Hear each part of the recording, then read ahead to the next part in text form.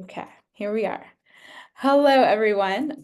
We are here today for a collaborative Hylo product review session with the OpenTEAM community. And this is the first one we're doing in a little while, and it's covering a whole bunch of work that we've done. So we're really excited to share it with you. And also we are seeking a lot of input and reflections in this session. Hey Nat, welcome. So I'm going to share my screen. We're in a Miro. There's the Miro link again. And I'm going to get in here and get started. So we call this Empowering Community Stewardship. And sorry if you can hear my rooster. And the tools that we're focusing on today are ones that are in what we call our Stewardship Toolkit. They are specifically governance tools.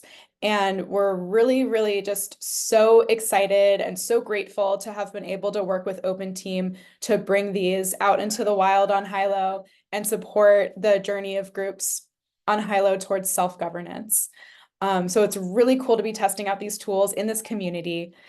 And yeah, we're gonna get into that. And what we want to do today is share a little bit about what these main feature sets are, what they can be used for, where they are in their journey towards becoming live on the internet, and then get a lot of feedback on them, as well as reflections on like, how might your group use this? How do you do these things in your group? And figuring out like where are the gaps between what we've designed so far and what people actually need to be usable so that we can then start to iterate and close those gaps. And there will be just lots of time for questions, discussion, input, and we're really, really excited. So thank you everyone for being here. Yeah, and I'm here with Erin right next to me, who is Hylo's product designer. So all of these beautiful things were from the Figma of Erin, and we're on Sierra Miwok land in the Sierra foothills of California. And then we have Tibet on our team with us, who is our director of technology, and he's over on Ohlone land in the California Bay Area in what is now known as Oakland. So we're all here today and excited to share with you. Okay, so let's dive in. The first set of features that we're going to share about is purpose and agreements. This is the most straightforward, and they're going to get increasingly complex. But purpose is something that I think our community is really like aligning around. It's really important for every specific group to have a clear purpose so that people can know, is this for me? Is it not for me? Do I belong in this container or not? So it's really important for coherence. This is core design principle number 1 of pro-social, that there needs to be that clear purpose for people to align around.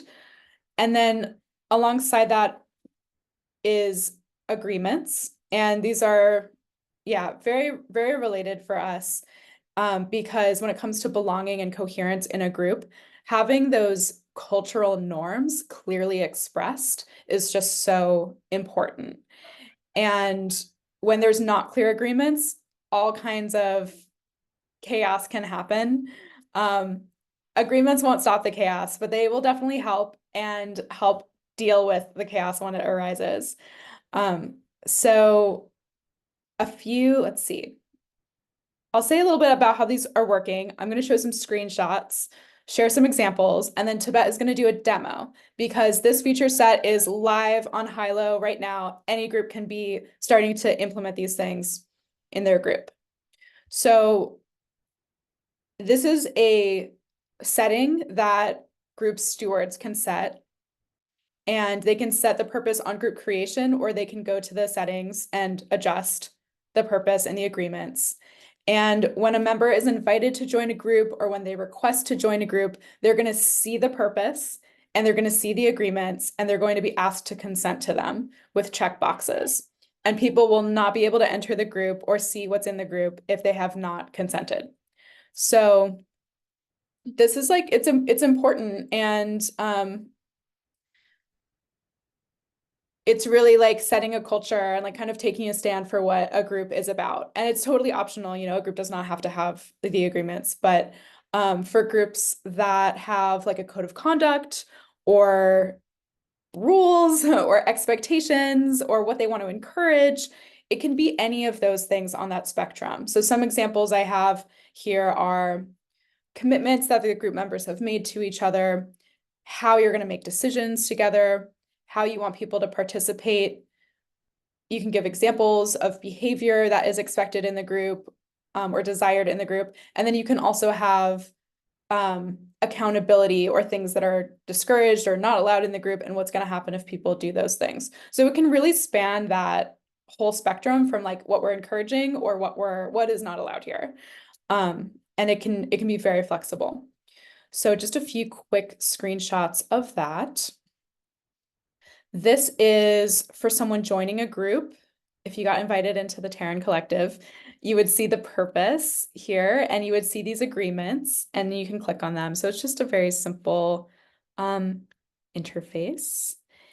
And here's what it looks like if you have clicked on them. Then you can click next. And if there's more than a few agreements, we have a box at the bottom where you can click to just agree to all of them. And when someone is requesting to join a group, so you still see the purpose, but you also might see join questions if it's a group that is restricted and has join questions. Which we also worked on improving this flow so that whether people are requesting to join out of the wild or they're getting an invite to a group, if the group has join questions, they will see them and they will need to answer them. So regardless of how you're coming in, because it's important. So now this is on the other side as the steward of a group. We're looking at the admin panel. So this is what it looks like to set a group agreement. You can do a title and a description. And one thing to note is that every time the agreements change, even like one word or one letter, that specific agreement that changed is going to be presented again to all the members of the group the next time they show up in the group. And they're going to ask to be consent to that agreement again because it has changed. So that's something we'll be talking about. Yeah, and then just as a steward, what it looks like to be setting join questions. This is part of the privacy and access panel in admin settings, and you can just add your questions. And we always recommend doing questions if your group is restricted, or even if it's not, because it's just really important to see why people are coming in. So now I'm gonna let Tibet do a demo of this because it's live. It's very exciting. So I will stop sharing and let you do that, Tibet.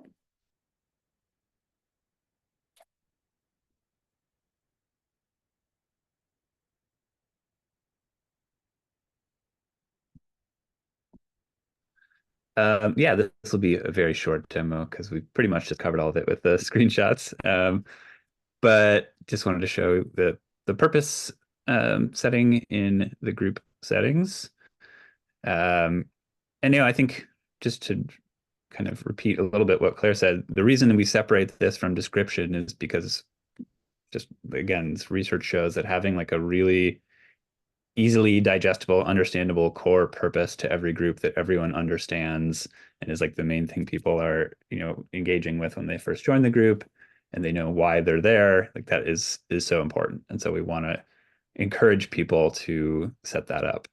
So we have sort of instructions here. This is this is like the local development environment. So I just have been using the 4 agreements, if you know those, as the agreements I set up here. So the main thing I'll demo is, let's say we wanted to change our agreement to take everything personally because our group is a bit strange that way. And we want to see what happens if everybody takes everything personally. And then actually let me share this other screen. So here I'm logged in as a different user, as Ursula Le Guin, one of our favorite science fiction authors. So if the next time I come back to Hylo, it pops back up, shows all the agreements that I have already agreed to. It says the agreements have changed since you last accepted them, and it shows the changed one. We don't yet have the ability to show you exactly what text changed. That might be a future feature we add. But I have to check this before I can get back into the group. I think that's it in terms of a demo for this feature. Cool. Okay, Pass it so back to you, Claire. back to me, back into the Miro. And I see a hand from Amber. Go ahead, Amber. What's up? Yeah, I like the agreement part, and I was wondering if you would show you had talked about the questions, the join questions, and I like the join questions a lot, but I can't figure out as an administrator where to see people's answers. Yeah. We still need to add that. And I think what's supposed to be happening is an email is supposed to go out when someone is filling them out, and the email would go out to the admins with their answers, just like you get an email when someone has requested to join. So I think that's mainly a bug or like a small enhancement that we still need to make. But Okay. there is one way you can currently see them, which is if you go in the admin panel and you click export data, you can export those answers. So that's a little clunky, but it is a workaround that does exist in the moment. I think there's different ways that people have asked for us to handle this, and so this is a great thing to weigh in on. Some groups want those answers to appear on their members' profiles, so that like when you're looking at the member directory and you're clicking on people, you can see what they said. But sometimes those answers are maybe more personal or not really something that's public facing. And in that case, I'm not really sure where we should put them. So definitely open to ideas on that because they do need to be somewhere that's easy to find. We have the situation where anyone can join, but they have to answer the join questions. So I actually don't get notifications when people join at all, but it would be great. I would love to, even if Mhm. they don't have to get permission, just to know who they are and how they answer those questions. I think that would be cool. Yeah, totally. I think that's a bug not to get that notification. So I'm Cool. gonna Yes, make. that is coming soon. But as Claire mentioned, if you export the member database, you will see the join questions for everybody. So Okay. that's currently the way to do that. Mhm. Get notified when people join and answer questions. We need that. Okay, that's great. And let's get into this more. I want to hear more questions and ideas like that. We're going to do some input now and think about these things. So we have different levels here to engage depending on like how deep you want to go. Highest level, we want to know just like how is this landing and sitting with you? And then getting deeper. Well, let's spend a moment on that. We'll go panel by panel here. But we have about 10 minutes we can spend on these and then we'll move on to other features. So first, I would love to just get people's initial reflections on this. Does it seem like something you would use? Why or why not? And yeah, any reflections or questions that have come up. So we'll do 5 on that. And then we'll look at other questions and we can talk about what's coming up. So I will let folks get into that. And does anyone need help getting into the Miro?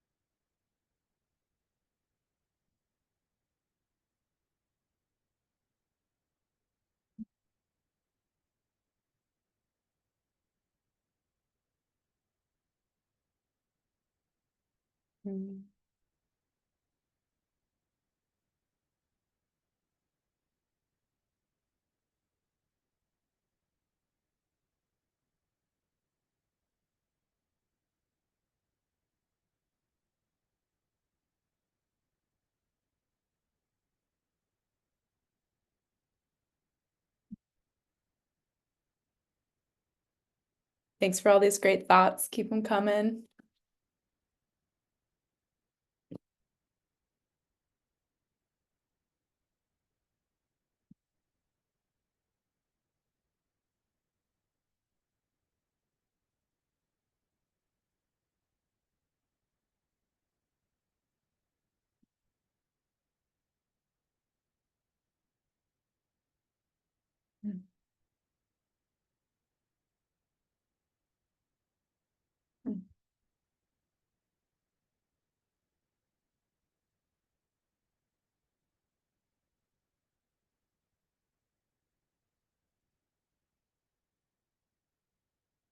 Cool.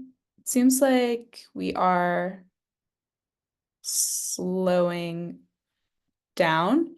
So folks are welcome to keep putting stuff, but I'm gonna just turn off the clock or reset it to 5 minutes for some discussion. No, that's not what I want. That's what I want. And then let's spend some time talking about these because this is some really cool stuff coming up.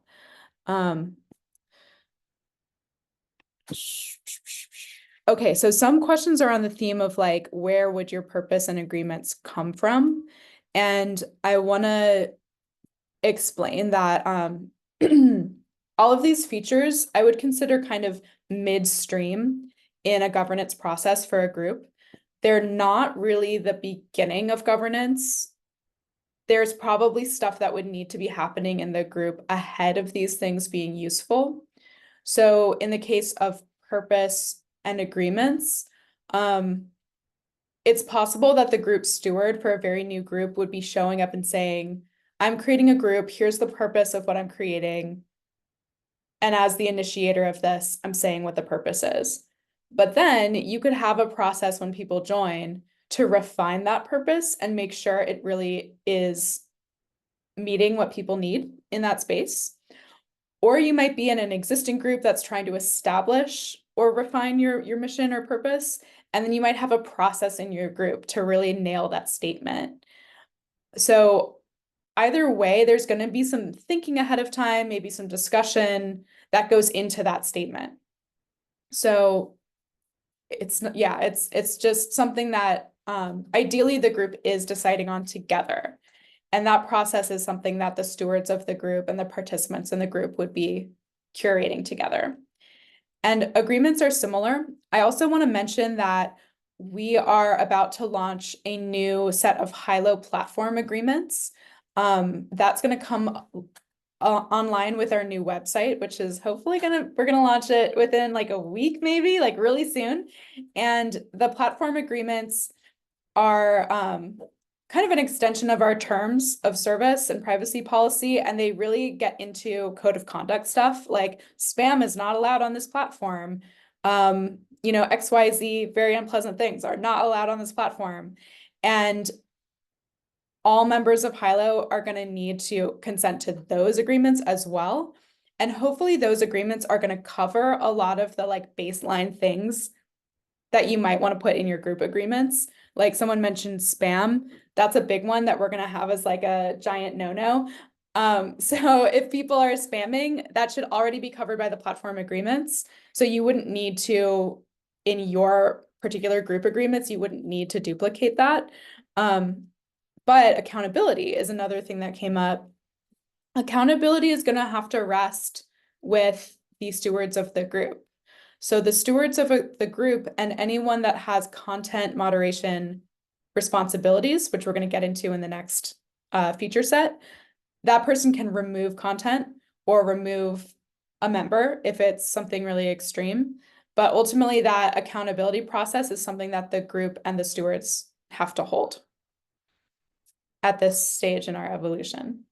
So that's why I say these are kind of midstream in governance. They're not like the beginning or the end of the governance, but they're a tool that sits in the group's culture to help focus and build the culture that is desired.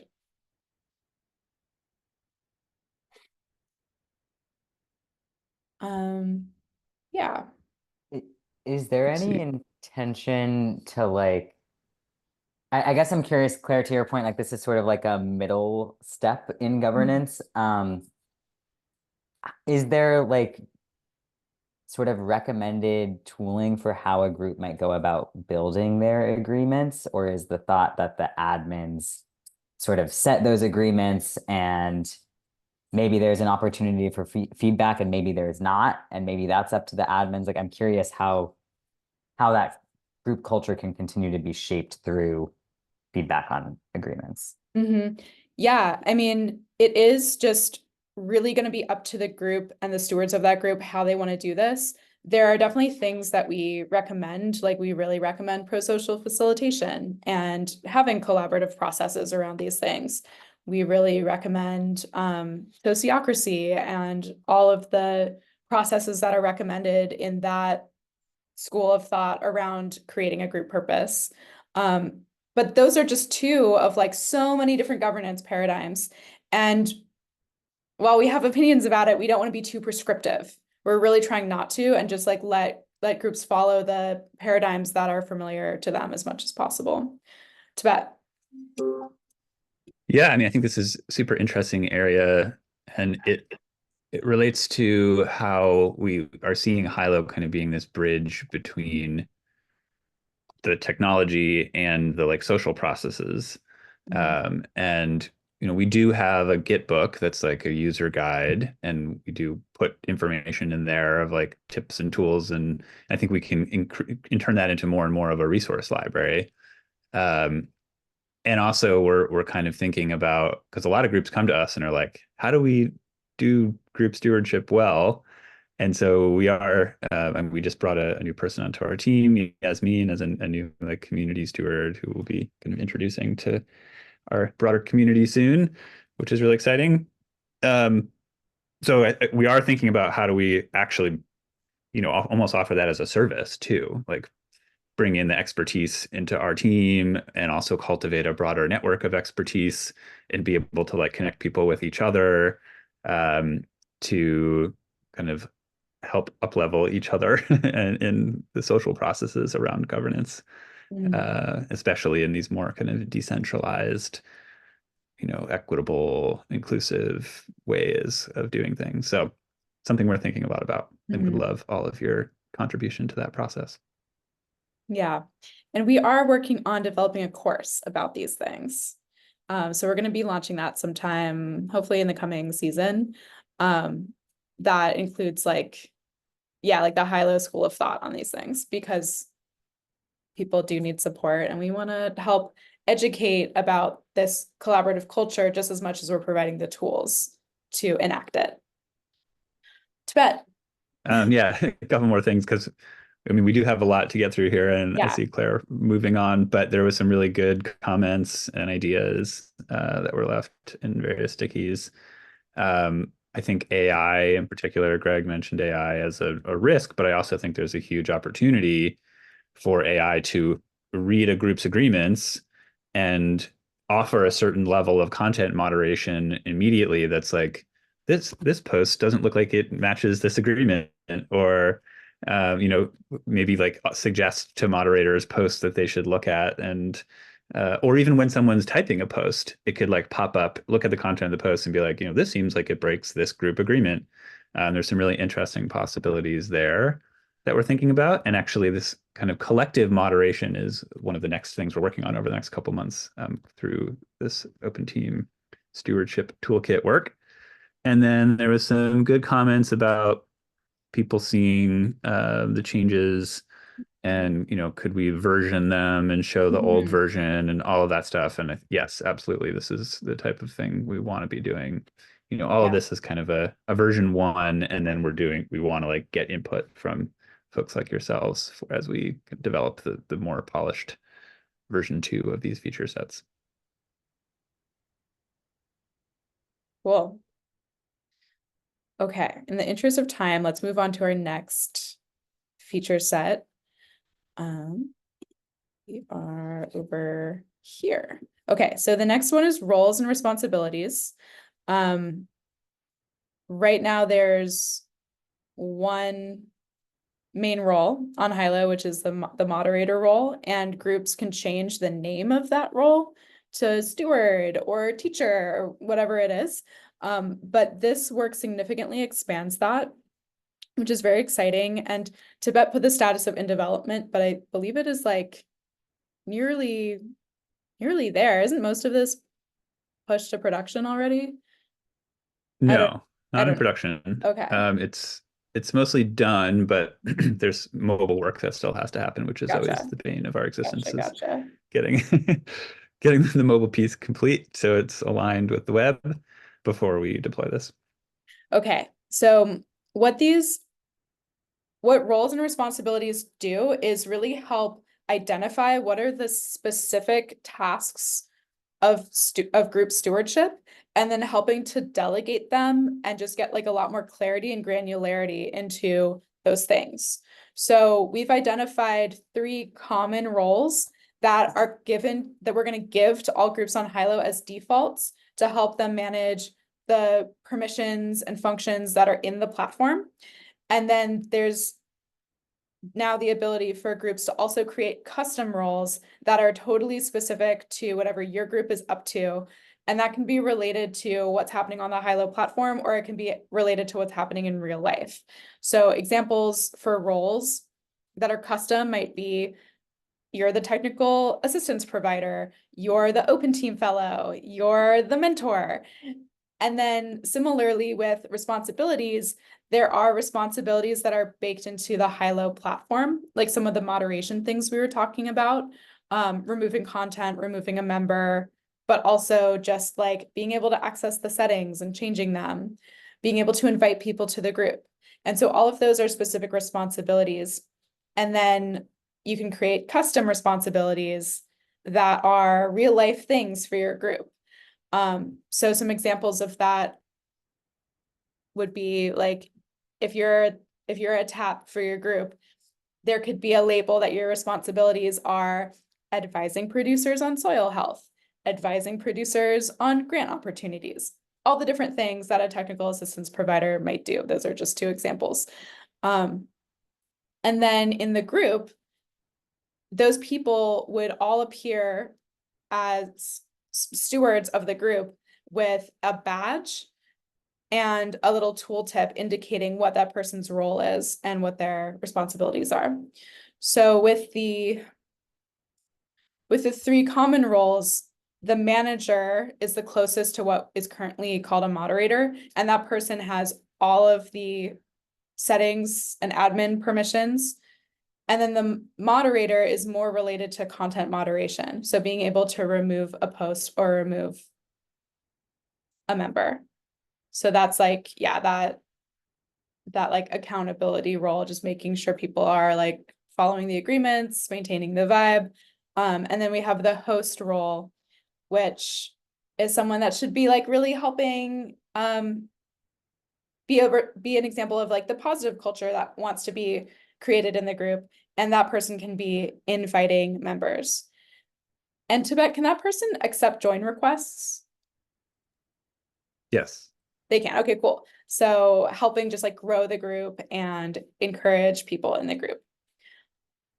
So did you want to demo that one? Sure, I can do a short demo again. Let's see. I will stop sharing. So, one of the things we'll get into in the community input are the names and icons for these common roles, is something we're curious to get input on. But yeah, so we have the common roles that are set up across groups with the responsibilities associated with them and the people that have been given that role. So this is pretty similar to how the roles and badges functionality that is already live, but it just gives these different powers, which is very powerful. There's a lot of cool stuff that we think people will do with this. And then here's an example of a custom role. So well, actually, maybe I'll start with the responsibilities.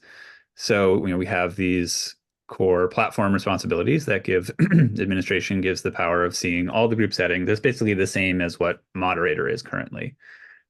You can delete group, you can export the group, you can change the settings. Add members, the ability to invite. This is actually the first way that we're opening up the ability to invite. Like right now, only group moderators can invite.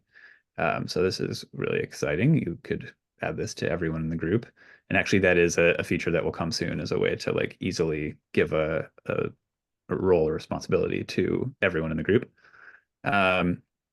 Removing members, managing content, and then I just added a custom responsibility of facilitation because that is a responsibility that we rotate around. And yeah, I mean, this is all pretty straightforward. I can just add new ones and then set them up in here. So I created the circle lead, I added facilitation. Maybe they also can invite people. And I can decide who I want to give these different roles. And then let me share my other screen.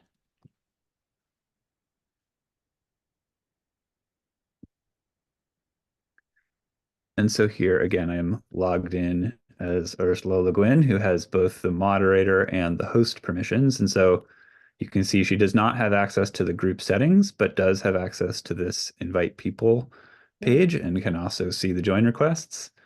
And then also has the ability to remove posts from groups. So, and then you can also see over here, we have this kind of different color for roles that have system level responsibilities. And actually, I'm realizing the tooltip that's showing the responsibilities is not working at the moment. That's a bug. But then you can see the green ones are the kind of custom roles that don't have any system level powers. They're just entirely things that are kind of internal to your group and how your group works. So I think that's all I will demo for this. We can get into discussion. Yes, let's get into that.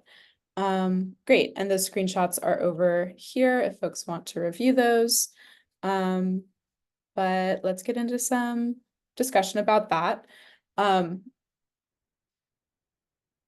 of what we're hoping to get out of this time together is learning about how folks are using these ideas in their groups currently, like be above and beyond Hylo. Like, do you have a purpose and agreements in your group? Do you have roles in your group and responsibilities for those, and how do you manage that? And then we'll talk about proposals as the next big one. So first of all, I'd love to hear about that for each of you, like in your groups, how do you handle these things currently? And then do you think that you would be able to transfer that system into what we've set up here? And why or why not? Like, are there gaps between how you handle that on the ground and how you might handle that in a digital space, as we've set it up? So we would love to hear from you on both those things. So I'll do a timer for 5 and would love to get your stickies, and then we'll talk about it. Let's go.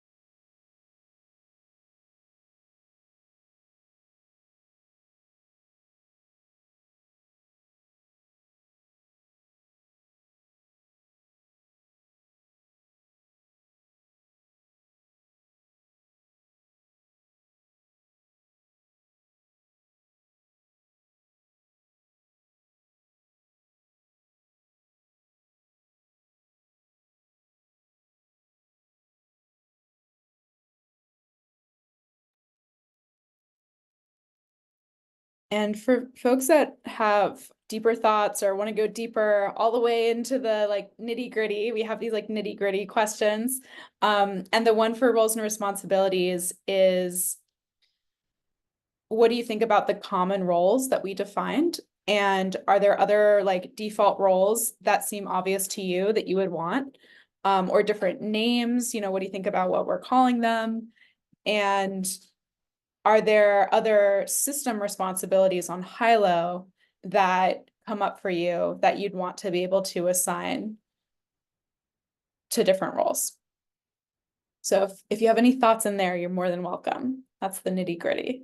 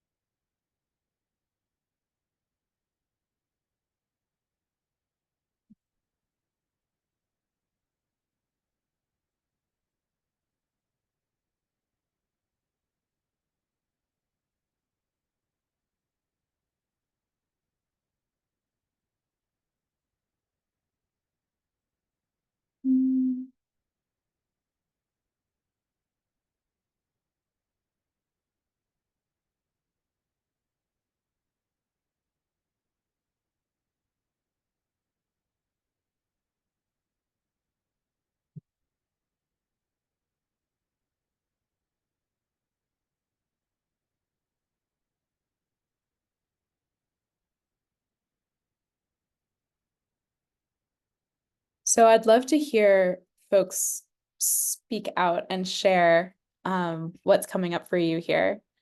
I'll just go ahead and stop this and reset our timer for 5 minutes of conversation. So would anyone like to share what comes up on this one and what you put on the board? Yeah, I can speak to some of this a little bit. So I think it seems like a lot of people would certainly find useful the ability to describe some of the roles that someone might hold within the group itself, not just on Hylo. But I think for me personally, and I'd be curious to hear from others, I feel like I might find that confusing. It might get confusing based on like who's in charge of that on this online space versus who's in charge of that overall, if that makes sense. Like I feel like it might be better to reserve roles primarily for management of Hylo in the space. And maybe it's about denoting like titles or roles separate from like group roles, if that makes sense. So it's not something that's assigned on kind of in the back end, but it's something that someone can kind of type in like, oh, my name is blah, blah, blah, and my job title is X, Y, and Z. That may not always apply to every group, but that's something that I'm thinking about of denoting responsibilities or maybe things that people manage to give clearer idea of roles within a community, if that makes sense. Like basically you're saying each member defining their roles within a group instead of it coming from the kind of top down, like assigning roles and badges to people. Yeah, because I think in my mind it just gets confusing to delineate roles within group as a whole, so like a TAP versus someone who's just operating as an administrator in the group itself. Like I think that role distinction, they feel like two very different roles to me, I guess. Mm-hmm. Yeah, I feel like I'm not getting this across well. Right. About wanting to clearly separate those two aspects of what your role is within the group, lowercase g, and what your role is within the Hylo group. And I think if sometimes those will like perfectly overlap and you have like a role that encompasses both what you do in Hylo and what you do in your group. But I think most of the time that won't be the case, and knowing which one specifically you're assigning at a given time or describing at a different time separate is probably better for me. Yeah, I think that makes sense. I hear what y'all are saying. That's a really good point. Actually, I'm so sorry, I have to jump off. I had put in there though, just like to have like a really clear definition of what the different permissions are for the roles. So Mhm. like you give the example, Pat, of having like facilitation, like assigning someone facilitation, just understanding what that means would be really helpful.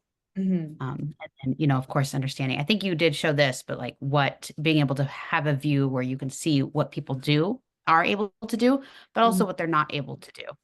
Mm. That's a great point. Thank you. Yeah. But thank you guys so much. Sorry, I can't stay till the end. It's This has okay. been Thanks for great. being here. Bye. Bye. Yeah, I like that. And again, these are kind of like midstream, right? Like you wouldn't give someone a role like facilitator without like talking to them about it and like making sure they are wanting to do that and they are capable of doing that and the whole group wants them to do that. Like whatever governance process would surround the distribution of those responsibilities is something that would need to happen above and beyond like someone clicking these buttons and setting it up. I also wonder if there could be like sort of a bidirectional process. I came back late, so I had to step away for a minute, but maybe this was talked about. But the ability to like either apply for a specific role and say like, hey, like I would like to be a facilitator. Can I have those permissions? And also maybe the ability for either nomination from a group member or for nomination from an admin, where you could consent to take on a role without it just being assigned to you. Yeah, I love that. I love that. Did you put that down on a sticky? I didn't. I will do it now. Oh, Someone oh, did. I That did. actually was just doing it. Okay, perfect. Perfect. Yes, I love that. And that is a pretty good segue over to the third and final feature set, which is proposals, because that's a really good example of something you could use a proposal for, is like elections. So let's go over to that one. So this one is in design. It's mostly in the design phase. I'm not sure if our team has started developing it yet. Possibly, I think Yeah, partially. it's pretty far along Oh, okay. development. So a proposal is, oh, and I should be sharing my screen.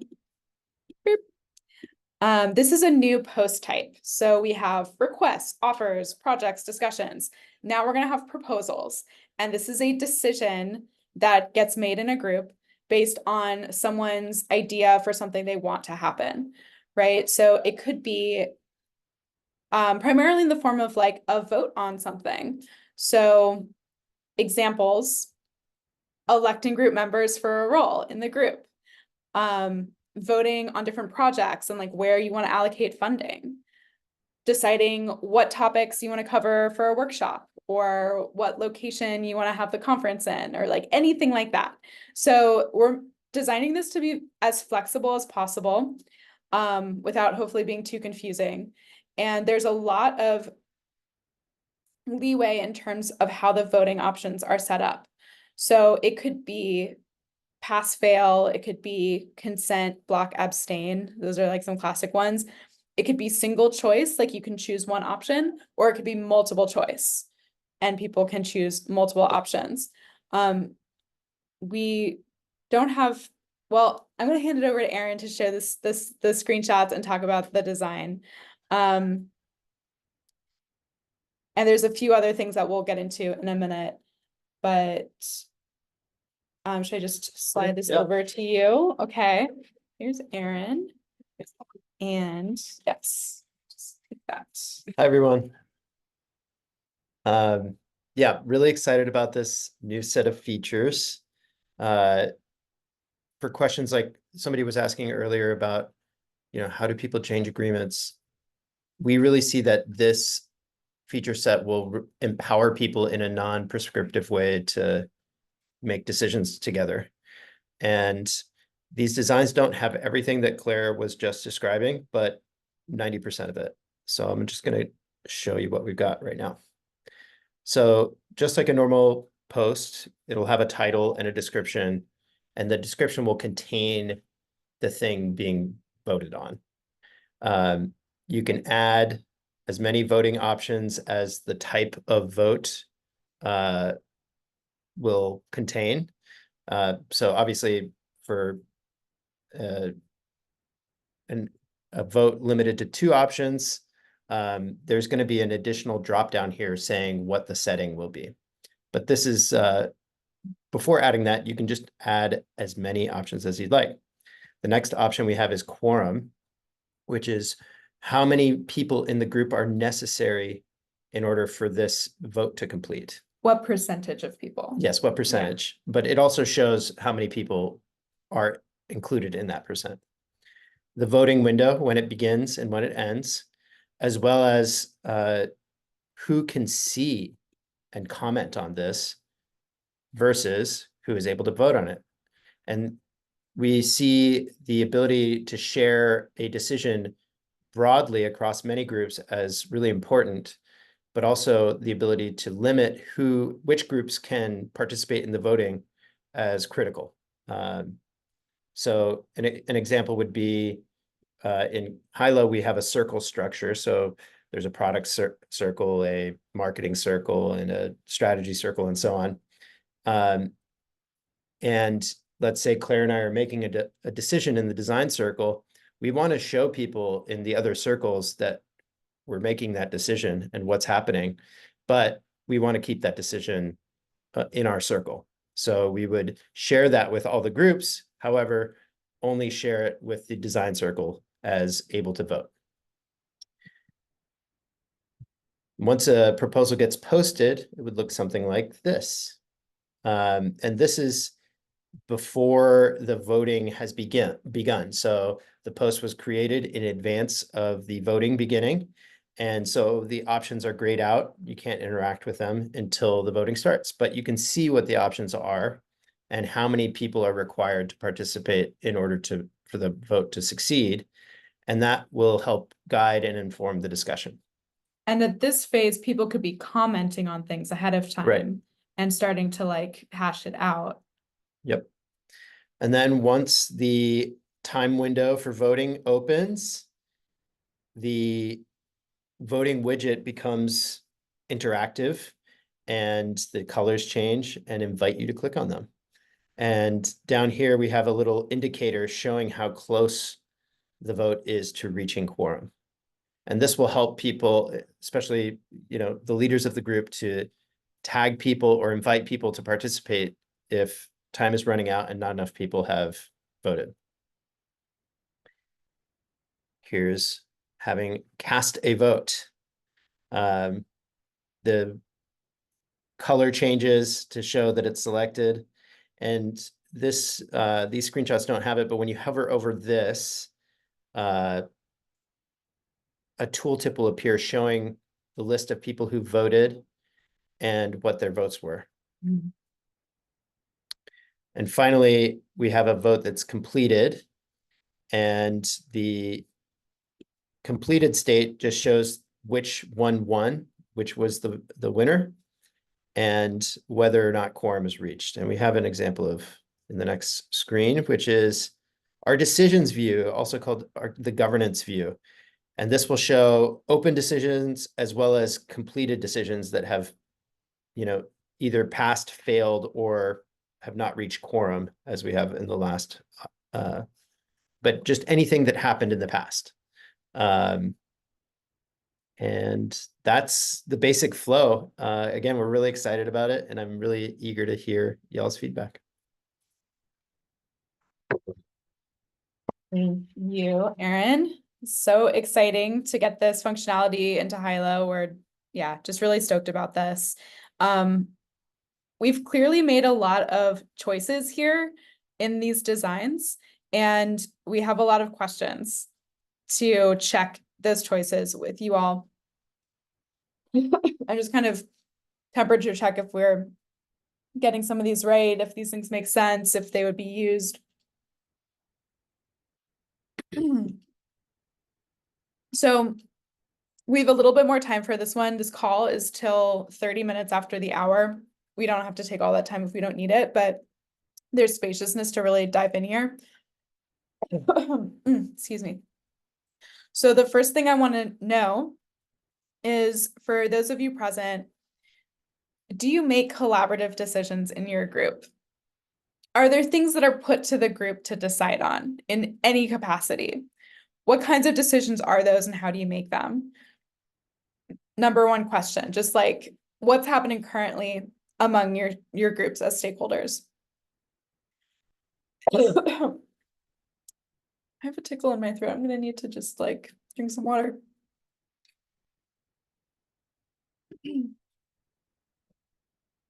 I'll let you guys get started on that one.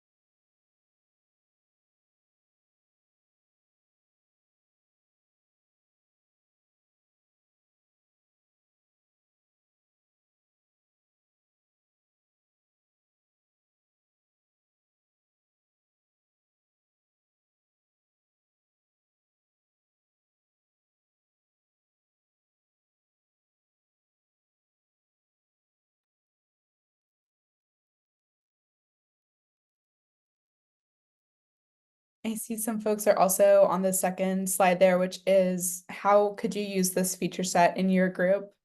So feel free to move on to that if you have thoughts there as well. We'd love to hear examples of how you see your group being able to make use of this and the kinds of decisions you might make with it.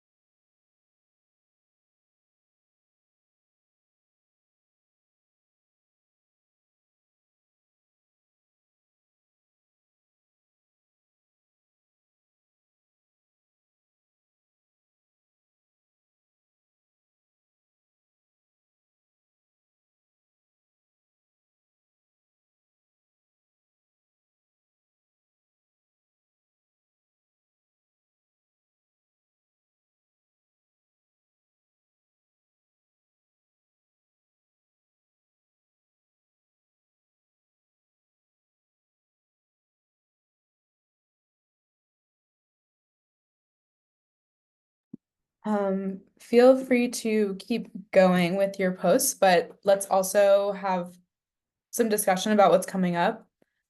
And then we also have some nitty-gritty questions that some folks have started on, but Tibet can also introduce.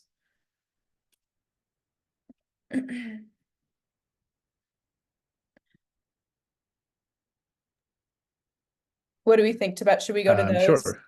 and then have a Well, I'll just mention them. Yeah, I mean, people are already looking at them, but yeah, just wanted to get opinions on the specific choices we've made or things we're thinking about. Starting with the voting settings, with the option to either have it be choose one setting, or maybe it's like agree, disagree, or consent, abstain, block, and you can only choose one. Or maybe it's a poll where you're choosing a venue and you want people to be able to select multiple options that they like. So yeah, curious if that covers what you think you would need for now. And yes, you can write in any options you want. Sienna, I saw you just typing that. But we're thinking of offering sort of default templates that you could choose from just as a way to pre-populate and make it easy and fast. And so I'm curious which default templates might be most useful to you. I guess actually I was sorry, I was flagging, I wonder if people would be interested in having like those voting would be allowed to write in an option or write in what they're thinking. But I see that that could easily happen in comments, but I don't know. I don't know if that would certainly depend on the question people are posing and how many people are involved in voting and stuff. But yeah, that's a good point. I also, yeah. I kind of wonder, this is the templates that you have make a lot of sense to me if it's like a binary, like, yes, we're accepting this proposal, or no, we're not. But I do wonder if there's some proposals where it's like you need to hit a certain amount of something.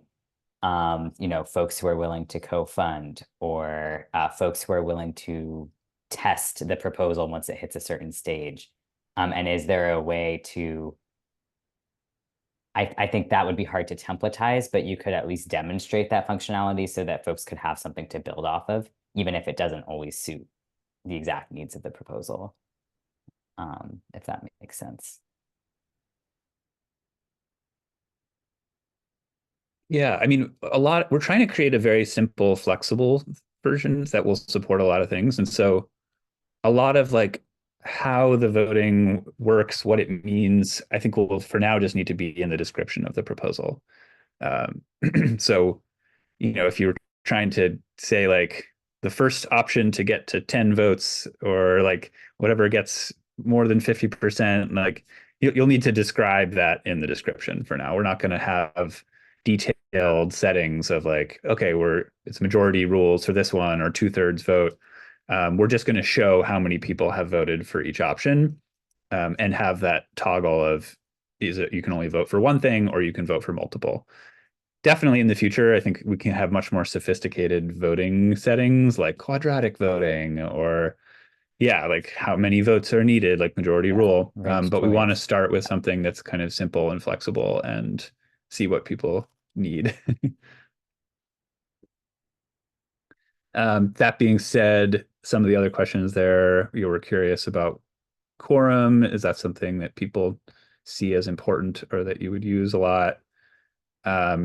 Also, the question of certain people being able to see proposals, but only other certain people being able to vote. And, right now in Aaron's designs, that's decided by group. So you could have like a subgroup within your community that is the circle of, governance council or whatever, and they're allowed to vote on certain proposals. That's one way to do it. Another way it could work is based on role within a group. Like maybe we build in a system responsibility that only certain people are allowed to create proposals potentially, or to vote on proposals. So that's another question. Is anonymous voting important to you? That could be another setting we add where either you see what everyone has voted on or not. And then I just added one more over on the right that I put in the chat, which is, should we prevent editing of proposals once voting has started?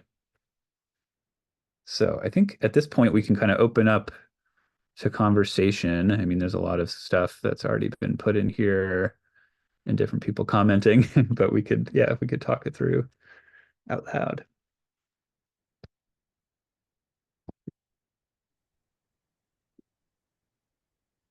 I'll respond to Greg.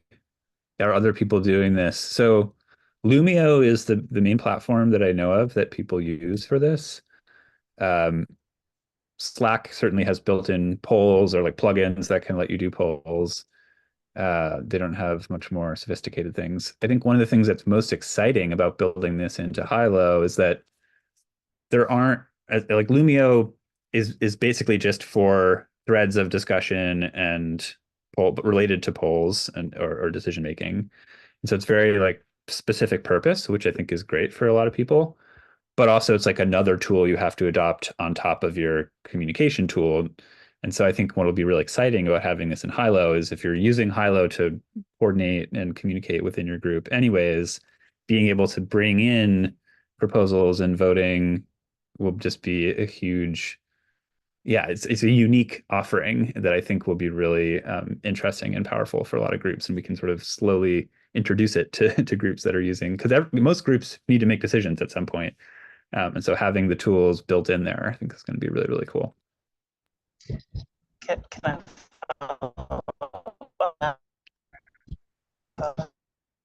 Greg, you're roboting, unfortunately. Oh, I'm sorry. I'm in robot land. Is that better, or is that Yes. Better. Okay? Sorry, there's like a certain street.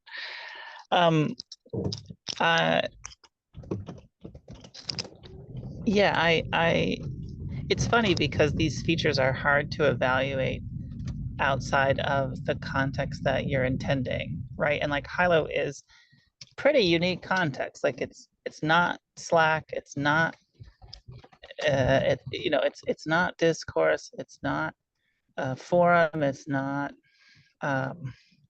Notion. Do you know what I mean? Like it's not project management, but it has it's like you're kind of picking these components from different spaces. And in some ways that's very hard, because when you say, oh, you should start using this, someone's like, well, is it like this? And it's like, well, it's not quite like that. Do you know what I mean? And so you're picking out this, like you said, with proposals, but I think also some of these other features specifically in this round, this unique bucket of things that that's really interesting. And it feels to me like they'll kind of be like an inflection point where like you got the right bucket, but no one realizes it almost. Like, I don't even know how to say that quite right. You know what I mean? Like there's like, oh, and what I appreciate, especially in the user defined roles, is that you're not just thinking about the buttons on your platform as things that connect to rights, roles, visibility, actions in the virtual world, but that you're ensuring that people can use it more as like project management, where they have the flexibility to assign things in the real world that has nothing to do with the virtual world. And I just want to applaud like the difficulty of that, but also like I can sort of see where this is pointing, and I could see where at some point, like it's the right bucket of features to jump in. So I don't know, that was just a general comment, and hopefully those reflections are helpful. Thanks. Thanks, Totally. Greg.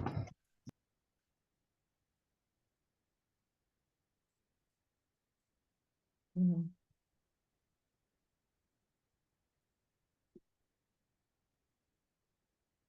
Yeah, what else comes up for folks around proposals?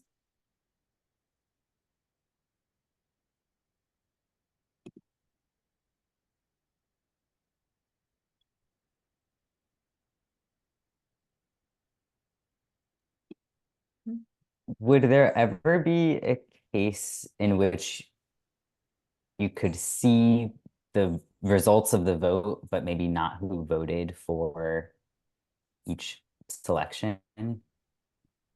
Like you can see the group results, but not individual input, I guess. Because I do wonder if there's a little bit of if that removes some peer pressure from a public voting Hmm. option, I guess. We've definitely discussed anonymous voting, and I think that if it's important to the people in this room, we would prioritize it sooner rather than later. Because we're definitely aware that there's certain types of decisions that, like you're saying, the peer pressure creates a weird feedback loop or a weird game dynamic that is undesirable. And so giving people the ability to say what they think without fear of whatever, a reproach or punishment or something, I think is really important. Do you think you would use that? I'd love. Rather, oh, sorry, go ahead. Oh, sorry. I was just gonna add to that because I think I wonder too if it makes sense, depending on the proposal being put forth, if someone can choose to withhold what like the numbers are at, right? So like people don't know how many people have voted yes versus no until the end of the session. Then it's announced like, oh, this is what the final count was. Because I think not just because I think that also offers a level of anonymity where or a level where, you know, you're I think avoiding what you guys mentioned around maybe that peer pressure. People aren't seeing, oh, everyone's voting for this option, so I'll just do that. Yeah. I see Anna also mentioned that. That's a really, really interesting point that we hadn't really thought of. So thank you. Mm.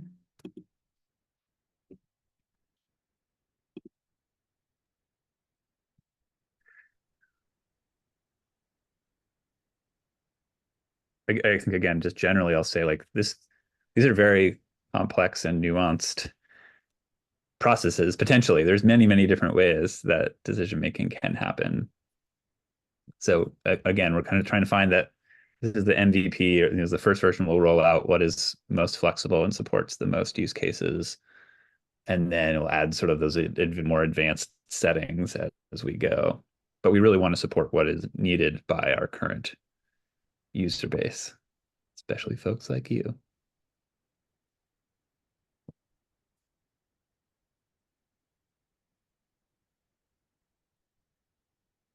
Vic, can you say more about your comment in the chat? I was kind of responding to Greg and some points we've made earlier, that if you're starting building your thing in Hylo, it might be confusing. But the idea is that you'll have met with your group or some members of your group and have external structures that exist and you're trying to represent on Hylo. Mm. I think that that's just a thing we will have to just keep communicating about. Yeah. Can't walk into Hylo as a person and be like, I'm going to build my governance and my processes and my community on here from scratch, although that can definitely happen too, but that it's a way to represent the things you're doing in another venue in a technical way. Right. Yeah, 100%. Like, I think a lot of our journey over, I don't know, the last 4 years that we've been doing this, 5 years, I don't know, is that like providing education on these things is like just as important as providing the tools themselves. And one thing we learned really recently with a bunch of user research that happened with New Public was that it would be really useful if the platform itself could provide as much of that education embedded in the interface as possible. There's a real gap there and a real opportunity for us to do a lot more of that. Not that, you know, governance is something that can be communicated in like a little helper text, but we could at least, there's more that we can be doing there for sure. Well, and I think that's the space too, like with something like polls and proposals, like you can start to have templates that show a method of voting or a specific model, even if it doesn't fulfill every need, right? But it starts to educate on like, okay, how could this function beyond just sort of the standard affirmative, reject, abstain?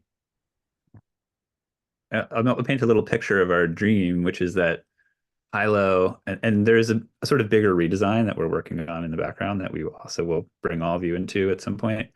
But imagine Hylo is, you know, it starts out just super easy, a little bit more like starting a WhatsApp group. Like so many people just start a WhatsApp group for whatever they're doing as the default, or a signal group or Telegram, because it's like super easy and fast. You have people's phone numbers.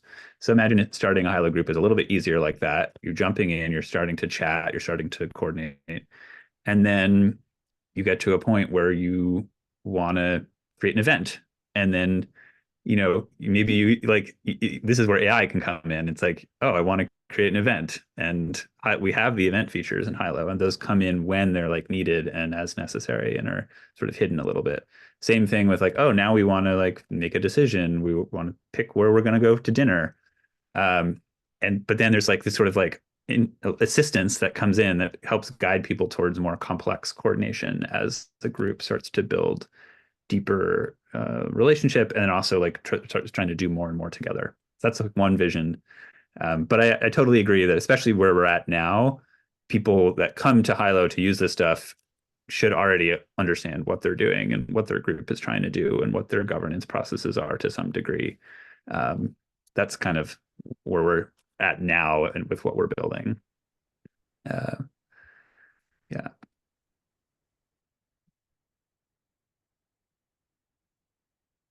Well, there's one last topic that I want to bring us to. So I'm gonna share my screen again. And for this, I really want to just have some space amongst us to talk about how can we in OpenTEAM use these tools for our goals, our program goals, the projects that are in flow, the collabathons. So folks can put stuff down, or we can just be discussing it.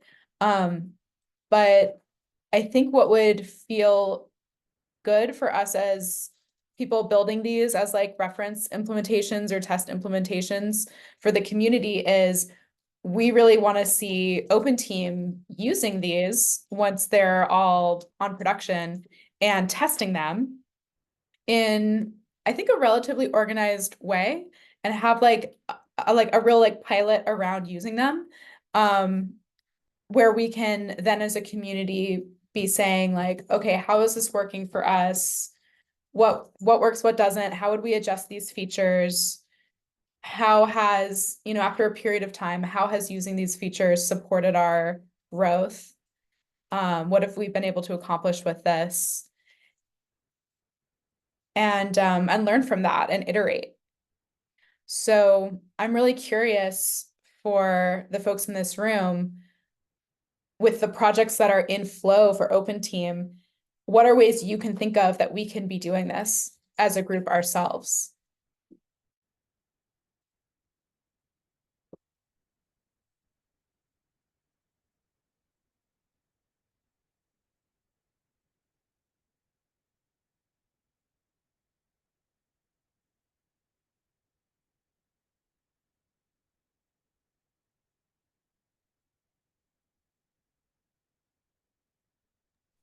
Can I guess ask a question to maybe like OpenTEAM and Hylo, because I've been for like the past 6 months not as as active in this space as I've transitioned to a different fellowship, but I'm curious if like any representative here from OpenTEAM today has like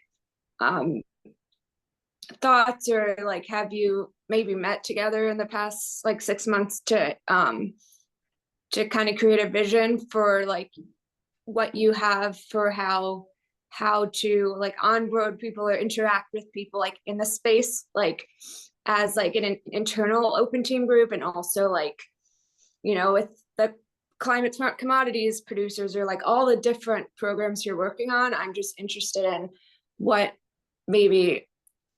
conversations or thoughts or concerns have maybe come up in these past 6 months, because I think it's really exciting, this meeting, like what is being like the value proposition for all these new features. And I think it creates like they have great potential, and like can assist these groups in like forming like decision making and all like that process. And I'm curious kind of where OpenTEAM is, because I kind of have I've been a fan all along, but I've just been so busy with my other with my other fellowship that I don't really know where you are in this space at this point.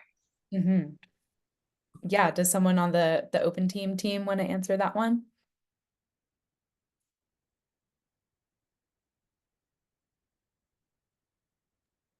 Sienna, I was looking at you a little bit, but I was looking at you. Most recently, we set up our action collaborators group for our PCSC project. And that is for sort of increased project-focused knowledge sharing across our core collaborators.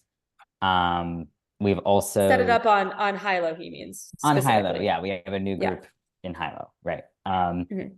And then I would say Vic, Anna, and Sienna, you three are probably our most active posters of like project updates, event updates, documentation and resource updates within our existing groups as well as that new group.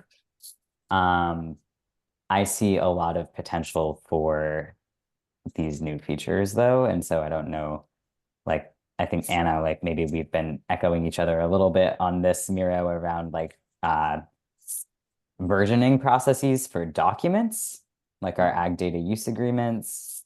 Vic, I think we both just posted on this last slide around, or put stickies on this last slide around like feedback prioritization and getting more quick community input on that. So yeah, that's some of what I'm thinking about right now. And down the line, I think we could be looking at more sort of participatory like budget governance and stuff like that. But I think that would be, we would want to test some of these processes outside of funding first and then get to that. But I certainly like would love to have a better process for that. Mm-hmm. Here, here. Greg.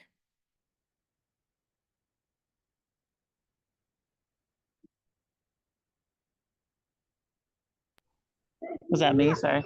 Yeah, Greg. Sorry, I'm picking up kids.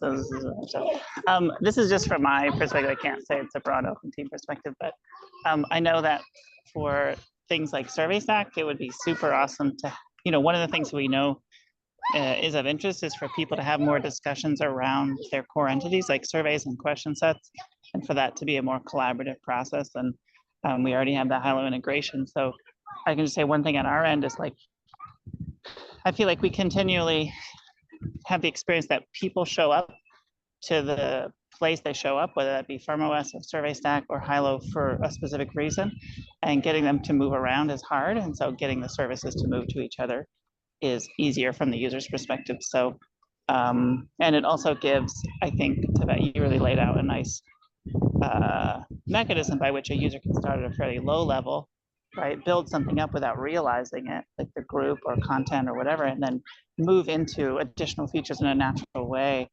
Like we certainly do that with FarmOS and Survey Stack, where we push it into FarmOS, the user doesn't even know it's there. They kind of build it up, and then you can show them like, look, you have all this information. Would you like to do anything else with it? Like I would love to see more of those kind of things and things that are built kind of an API first, or at least API second way, so we could build more of those interactions between platforms. Mm-hmm. I want to bring up a community that maybe we haven't mentioned here, but this just has me thinking a lot about GOAT and Gosh networks, and really just GOAT. Like right now, they're GOAT gathering for open ag tech.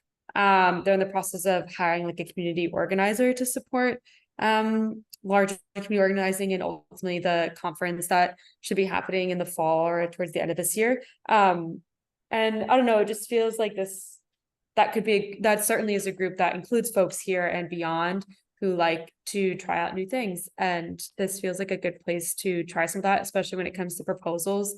I think GOAT is very much all about collective consensus and community governance. And so I think that's pretty cool. But yeah, maybe it's a question for the future community organizer who will be managing that.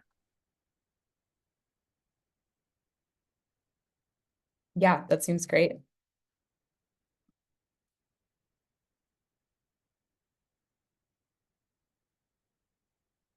Well, what comes up for me is that for the different collaborathons, I think there's a lot of potential for especially the proposal tool. I mean, really all of them, like each people that are representing the different roles in collaborathons could have those as roles on Hylo, with the responsibilities being things that are off Hylo, like facilitation, review. And then I could see using the proposals for some like collective sense making around the outcomes of the collaborathons. Like with the Ag Data Wallet, as we're gathering our input from everyone and doing our user research, and then like coming up with suggestions for what the requirements would be, or so like the requirements and the functionality could be something that is voted upon. Like, here's what we've heard, here's what we're proposing. We're proposing these 10 features, which ones are highest priority to you or that you would use, that kind of sense making. It could also be like, here are 4 different designs of how this feature could look. Which one makes the most sense to you? So those kinds of things, like polling and checking in on some of the products of the collaborathons, I think could be really amazing.